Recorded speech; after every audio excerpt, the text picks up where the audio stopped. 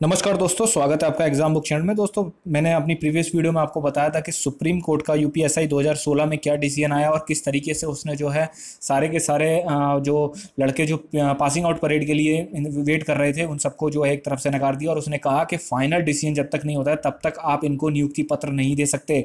उसी का जो है दोस्तों आज ऑर्डर आया है। उस ऑर्डर को मैं आपको डिटेल में बताऊंगा कि उस ऑर्डर में वास्तविकता में क्या लिखा हुआ है। ऑर्डर देखिए, ये पीएचक्यू से आया है, पुलिस हेडक्वार्टर से ऑर्डर आया है।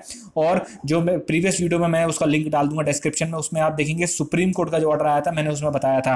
अब इसमें क्या दे रखा है देखिए, इसमें दिया हुआ है तीन चीजों की बात करी जा रही है। उप निरीक्षक आपका नागरिक पुलिस और प्लाटून कमांडर पीएसी की। क्योंकि देखिए जो आपका इसमें तीन वैकेंसी थी, यूपीएससी 2016 में तीन वैकेंसी थी। उसमें एक वैकेंसी थी आपकी जो नागरिक पुलिस का सब इंस्पेक्टर होता है जिसको आप थाने चौकी में देखते हैं। दूसरा होता है प्लाटून कमांडर, वो भी 2 स्टार लगाता है, वो पीएसी का होता है प्लाटून कमांडर। और तीसरा होता है fire station second officer, FSSO उसको बोला जाता है।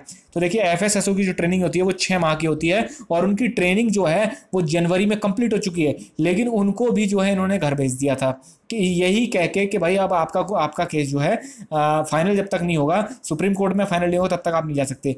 उसके बाद 12 महीने की ट्रेनिंग आपकी यूपीएसआई और प्लाटून कमांडर की होती है जो सिविल पुलिस का होता है।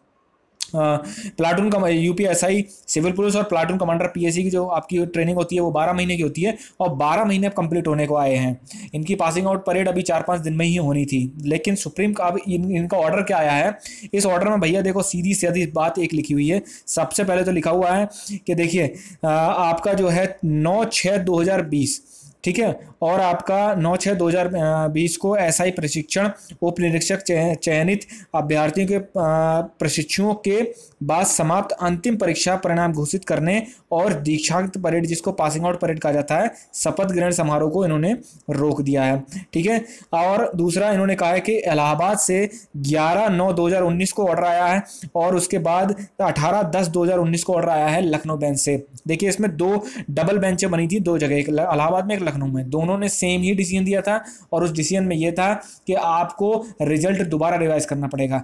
वो मैटर क्या था, क्या यूपीएससी भर्ती में क्या हुआ, वो सब मैं डिस्क्रिप्शन में डाल दूंगा कि वास्तविकता क्या थी यूपीएससी 2016 में, आपको समझने में थोड़ी आसानी होगी। ठीक है, अब उसके बाद इन्होंने ये पूरा बताया कि इस तरीके से ये आपका हुआ। उसके बाद जो है बोर्ड चला गया सीधे सर्वोच्च न्यायालय चला गया दिल्ली। ठीक है, और दिल्ली में जाके इन्होंने एक एसएलपी डाली। पहले तो इन्होंने हाई कोर्ट के ऑर्डर को चैलेंज किया दिसंबर में। उसके बाद अभी इन्होंने नई एसएलपी डाली थी और उसमें बोला था कि हमें पासिंग आउट परेड करानी है, हमें अनुमति दी जाए। लेकिन सुप्रीम कोर्ट ने क्या कहा आप डिस्क्रिप्शन में जाके वीडियो में देख सकते हैं।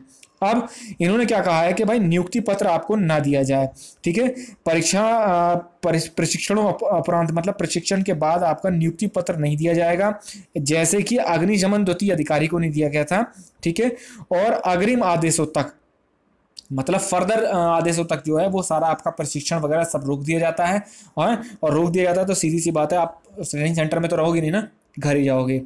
उसके बाद ये कहते हैं कि नई दिल्ली माननीय सर्वोच्च न्यायालय नई दिल्ली में विचाराधीन है आपका अंतिम निर्णय जो है, आदेश पारित नहीं हुआ है अभी तक।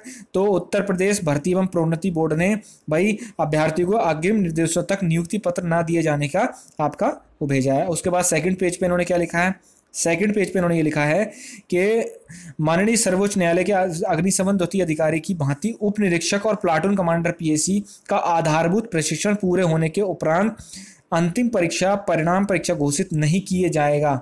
ठीक है, मतलब जो इनका अंतिम परिणाम जो घोषित किया जाना था वो भी इनका नहीं होगा। लास्ट में जाते समय आपका वो आता है ना, एक पे इंडोर आउटडोर एग्जाम्स होते हैं आपके, उसके बाद रिजल्ट आता है आपका। ठीक है, तो वो भी आपको घोषित नहीं किया जाएगा। उसके बाद पासिंग आउट परेड शपथ ग्रहण समारोह की कार्यवाही नहीं करी जाएगी। नियुक्ति पत्र भी प्रदान नहीं किया जाएगा। देखिए होता यह है कि पीओपी जब आपकी होती है उसी दिन आपकी पोस्टिंग आ जाती है, तो उसी दिन आपको नियुक्ति पत्र दे दिया जाता है। ठीक है, अब उसके बाद क्या है कि इसमें लिखा हुआ है कि उप निरीक्षक प्लाटून कमांडर पीएसी के अभ्यर्थी को स्थगित किया जाता है, अग्रिम प्रशिक्षण को अग्रिम आदेशों तक स्थगित किया जा रहा है। ठीक है, अब इन्होंने जो एक नई चीज़ लिखी है इसमें ये मैं बता देता हूँ। अब इन्होंने ये एक चीज़ नई लिखी है, इसमें सिर्फ आपको पॉइंट नंबर 3 पढ़ना जरूरी है। पॉइंट नंबर 3 में ये लिखा हुआ है कि मान लीजिए इन लड़कों में से 2400 कुछ लड़के हैं। ठीक है, इन लड़कों में से मान लीजिए कुछ लड़के ऐसे होंगे जो हेड कांस्टेबल होंगे पहले, या पुलिस में पहले से ही नौकरी करते होंगे, सिपाही होंगे। उन्होंने भाई पेपर दिया, उनका सिलेक्शन हो गया, वो ट्रेनिंग कर रहे हैं। लेकिन वो इस्तीफ़ा देके आ चुके थे। इस्तीफ़ा में भी दो तरीके के होते हैं, एक टेक्निकल इस्तीफ़ा होता है, उसमें कुछ टाइम लिमिट दी जाती है, उस टाइम लिमिट में के अंदर अंदर अगर आप ज्वाइन कर लेते हो तो आपको दोबारा आपकी नौकरी वापस कर दी जाएगी। तो उसमें ये लिखा हुआ है कि जो लड़के कुछ ऐसे हैं जो कि पहले पुलिस की नौकरी में थे और जो इस्तीफ़ा देके चले गए थे, अगर वो दोबारा एप्लीकेशन डालते हैं तो उनको जो है पुनः वहीं पर ही नियुक्त आपका जो है पोस्टिंग दे दी जाएगी, ये भी इसमें। लेकिन ये अदर डिपार्टमेंट्स के साथ नहीं, ऐसा नहीं है कि आप बिजली विभाग, नगर नगर निगम से या फिर अन्य किसी विभाग से, पुलिस को छोड़ के अन्य किसी विभाग से अगर आप इस्तीफा देके आए थे, ये उसके लिए नहीं है ऑर्डर। ये सिर्फ और सिर्फ है जो लड़के पहले से पुलिस में नौकरी करते थे और वो इस्तीफा देके उन्होंने ज्वाइन कर लिया सब इंस्पेक्टर। ना ही केंद्र में अगर आप किसी पैरामिलिट्री वगैरह किसी में भी अगर आप वो करते हैं उसके लिए भी लागू नहीं है।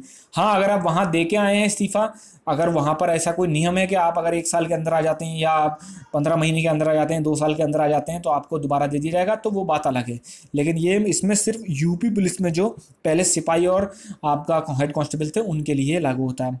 तो दोस्तों, कोई भी किसी भी तरीके की कोई भी क्वेरी होगी तो आप मुझसे पूछ सकते हैं, और कोई भी अगर नई खबर आएगी तो मैं आपको बता दूंगा। Thank you.